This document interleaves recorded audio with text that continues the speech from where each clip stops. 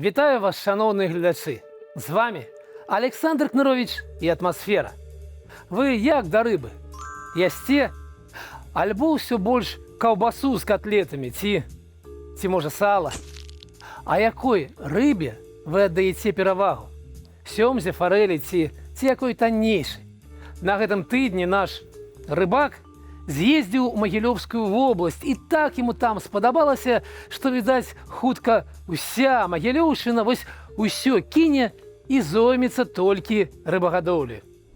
Может, одна из идей ничего не выдумывать, а построить на юго-востоке не одно такое рыбоводческое хозяйство.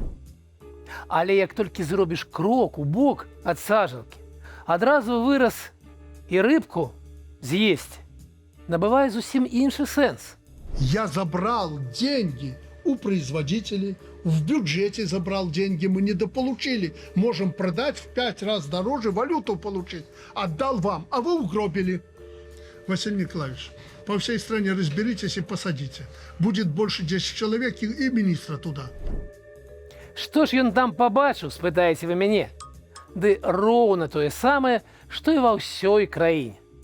Пагаворым сёння пра гэта і няшчасную нашу біякарпарацыю успомнім, якую будуць ратаваць за ваш кошт. Так, рыхтуйце $200 ад кожнай сям'і. А таксама пра ВУП, пра паказнікі заробкаў, прыбыткаў, рэнтабельнасці і пра МАЗ, пра наш кітайскі МАЗ. І яшчэ пра падробку прадукцыі беларускіх малаказаводаў у Расіі. Яна наогул паводзіцца несамавіта, гэтая Расія. Яна плануе пазбавіць беларускі рэжым вось такога вялікага, такога тлустага кавалку заробку. Цікавы быў тыдзень, таму запарце сабе кубачак гарбаты, зрабіце бутэрброд і усаджвайцеся як мага ямчэй. Гэта «Атмосфера». І мы гаворым пра беларускую эканоміку проста. Паехалі! Ну, прызнавайцеся, колькі рыбы вы ясце? У нашых зусім не марскіх шыротах з ёй заўсёды было не вельмі. Рыба была маладаступная і непапулярная. Я яшчэ памятаю, як у Савецкім Саюзе быў чацвер, рыбны дзень. Так прасоўвалі спажыванне рыбы. І мяне, 5гадовага, у дзіцячым садку кармілі пюрэ з вось гэтым самым салёным селядцом. З такімі, ведаеце, дробнымі косткамі. І я глядзеў на яго і проста адчуваў, як расце ўва мне маленькі антысаветчык. У следчым ізалятары КДБ праз 40 гадоў мне на вячэру давалі тое самае. Але вернемся да тэмы. Лукашенко прыехаў, кагосьці так пахваліў, што чалавек ажно пачаў корм для карпа есці ад задавальнення. Адно што з паказнікамі нешта ўвесь час у іх тамака не зрасталася. Сам Лукашенко сцвярджаў, што ў нас толькі палова рыбы імпартная. На внутреннем рынке только половина и даже меньше мы обеспечиваем потребление рыбы. Але вось толькі гэта ж крыху няправда. Ну, разы так у 4 схлусіў наш рыбак. У цэлым, ситуация, скажем шчыра, з рыбкаю трохі заблытаная. Каламутная ситуация. Мінсельгазхарч летась сцвярджаў, што беларусы спажываюць каля 9 кілаграмаў рыбы на чалавека за год. У той жа час Белстат дае лічбу 15 кілаграмаў, не менш. Ну, амаль. Адкуль такая розніца? Ды добра, ці сустракаюцца дзе-недзе на нарадах прадстаўнікі гэтых арганізацый? Ці яны, як у матрыцы, жывуць у розных вымярэннях 9 і 15. Спакойна, я патлумачу. Першая лічба, каля 9, гэта тое, што зафіксавана цвёрда, дакументальна. А другая, 15, гэта з апытанняў хатных гаспадарак. Гэта самі беларусы так сказалі. Іншых пацверджанняў няма. Уяўляеце, любая з гэтых лічбаў прыкметна ніжэйшая за здаровую норму. 20 кілаграмаў на чалавека. І ніжэйшая за сярэднееўрапейскі 23 кілаграмы на чалавека. Дык колькі ж мы вырабляем самі, а колькі купляем за мяжой? Вытворчасць рыбы ў 2025 14,4 тысячы тонн. Гэта, калі верыць міністэрству, толькі 1/6. Но калі Белстату, толькі кожная 10-я рыбка наша. Імпорт 90%, а ніяк не палова. Імпорт у асноўным з Расіі. Яшчэ цікавей робіцца, калі мы ўспомнім, што ў савецкі час вытворчасць рыбы ў Беларусі была ў 1,5 разу вышэйшая, больш за 20 тысяч тоннаў на год. І ў праграме пяцігодкі на 20-25 гады мы павінны былі ўжо гадаваць 17,7 тысяч тоннаў. Больш за тое, за пяцігодку ў нас вытворчасць рыбы не вырасла, а упала. Было, напрыклад, у 2019 больш. Падае яно, а не расце. І рыба мрэ ад такога клопату. Менавіта таму дзяржаўныя СМІ, што распавядаюць, як Лукашенко еў ікру, неяк увогуле не ўспамінаюць пра нашыя планы. Цяжка ім, разумеем. Спачуваем. Мацуйцеся. Падчас гэтай паездкі знайшоўся адзін, шчыра скажам, дрэнны хлопчык. Такі мальчыш-плахіш, які ўлез у кадр літаральна на 5-7 секундаў, але выдаў вялікі дзяржаўны сакрэт. В прошлом году они использовали только 20% комбикорма БНБК. Пока они кормят датским кормом, тут дешевле и количество кормов, расход меньше, чем и конверсия. Дык адразу і не разбярэш, так? Пра што гэта ён? Я растлумачу. Ён пра тое, што беларуская, нацыянальная, біятэхналагічная карпарацыя, вось гэты суперпраект, які разносіў Лукашенко 10 дзён таму, і куды было ўкладзена $700 мільёнаў, калі верыць яму ж, і які павінен быў закідаць Беларусь валюту. Нашая суперсучасная вытворчасць. Вось яна вырабляе корм, які даражэйшы і менш эфектыўны, чым дацкі. Кель сюрпрайз, я гаворыць у Парыжы, увесну. І менавіта таму вось гэта сучасная, сімпатычная, проста скажам, гаспадарка купляе толькі 20% беларускага корму, а астатнія 80% гэта імпорт. І не таму, што тамака хабар. Так там откаты есть, а он же отката не дает им. Не таму, а таму, што вы, крыварукі, вам колькі грошай не дасі, усё страціць. З гэтым белбіятэхам, які прыйшлося нацыяналізаваць на пазамінулым тыдні, бо ён зноў прыйшоў па грошы, з ім жа тое самае. Укінулі $100 мільёнаў з бюджэту, яшчэ 600 пазычылі ў Кітаю і вырашылі, што былая намесніца міністра Надзея Каткавец і збеглы прэм'ер Кыргызстану, вось ён, у Куце на нарадзе 2 гады таму, што гэта менавіта тыя людзі, тыя прафесіяналы, якія зробяць прыбытковым такі глобальны бізнес. Не пашло? Чаму ж? Бо нешта з рынкам здарылася. Там неяк цэны змяніліся. Гэта ж трэба. Якая нечаканасць. Ніколі так не было. Ён таму так і называецца. Рынок. І высветлілася. У 15 раз высветлілася, што калі ўзяць кітайскія грошы, купіць за іх кітайскія тэхналогіі, кітайскае абсталяванне і паспрабаваць канкураваць з кітайцамі, то чамусьці не выходзіць. У дадзеным выпадку, таму што ў Кітаі сыравіна таннейшая, электрычнасць таннейшая і стандартны памер прадпрыемства ўтрая большы, чым у нас. А значыць, розніца ў сабекошце будзе ў дзесяткі адсоткаў. І гэта было вядома 10 гадоў таму, калі рашэнне будаваць толькі прымалася. Цяпер той жа Герасімаў вырашыў, што белбіятэх павінен вярнуць унутраны рынок, і таму яго вырашылі адрэгуляваць рынок. Там будуць спрабаваць зрабіць манаполію. Спяшаюся яго засмуціць.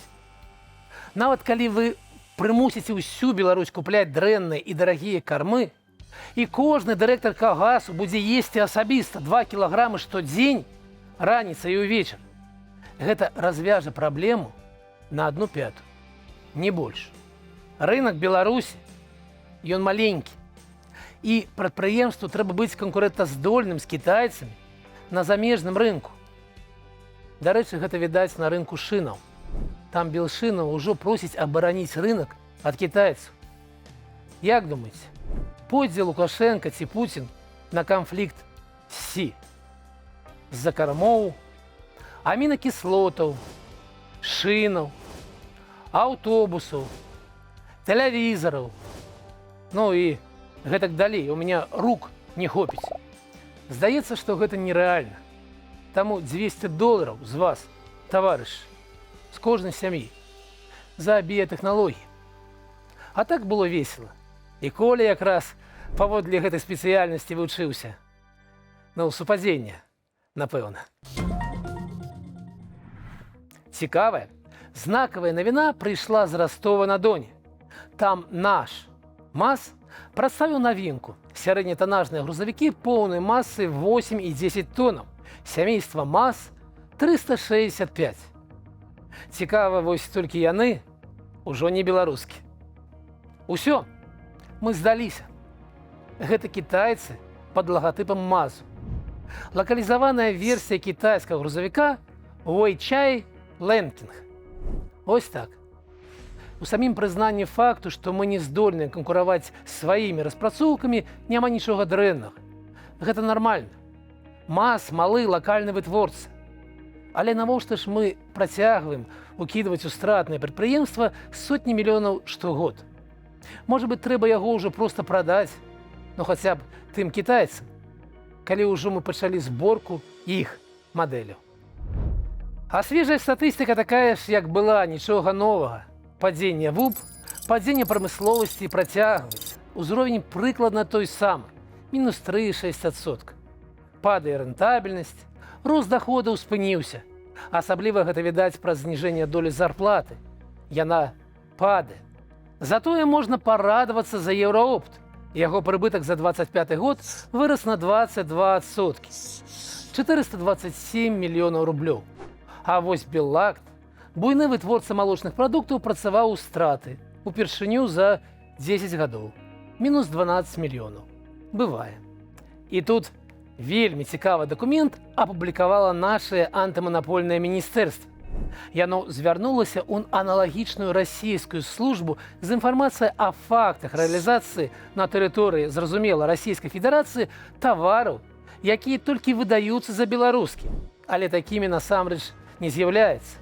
У тым ліку, якія вырабляюцца наступнымі суб'ектамі гаспадарні: Лунінецкі малочны завод, Слуцкі сыраробны камбінат, Малочны мір, Мілка і не, Беллакту ў спісе няма. Але сам факт: беларускія прадукты падрабляюць, выдаюць расійскае і кітайскае за беларускае.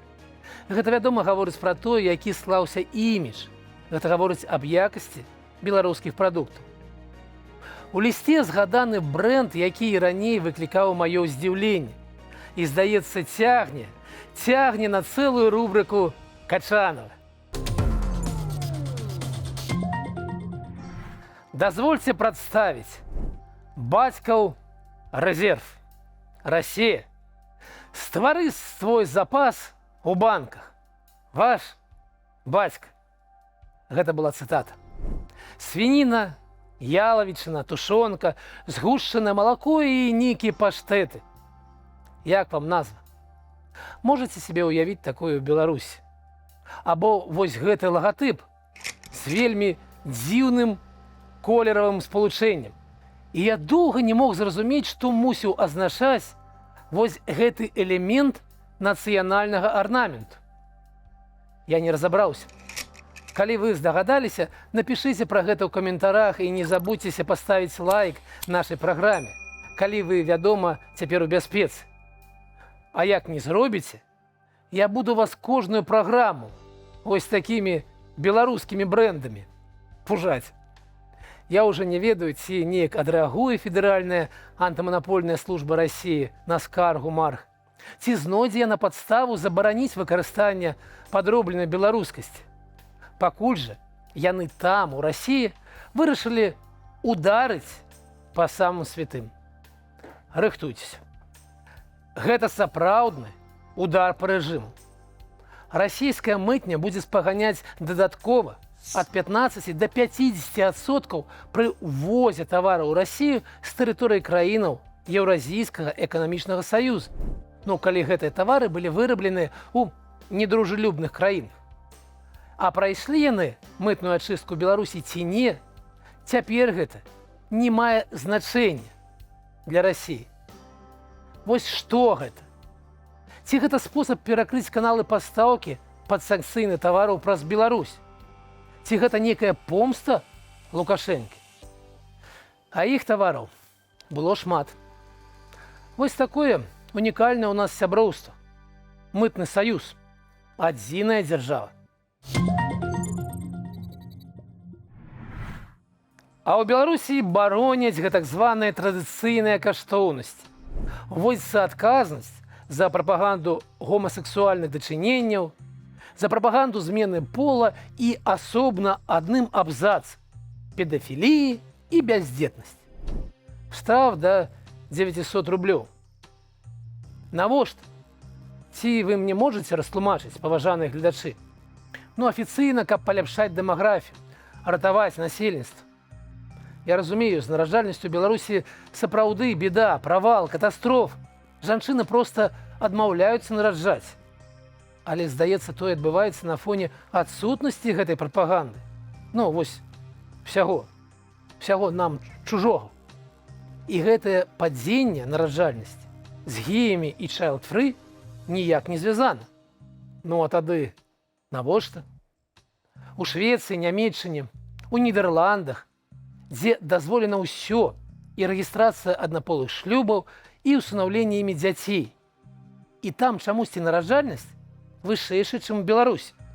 Гэта незвязаныя рэчы. І ніякая прапаганда гомасексуальных дачыненняў не можа павялічыць іх колькасць. Гэта трызненне. Это бред сівой кабылы. Дакладней, аднаго коня са слабасцю да вельмі маладых дзяўчат. Вось гэтага коня. І змена полу гэта ж таксама не прыхамаць, не дурасць.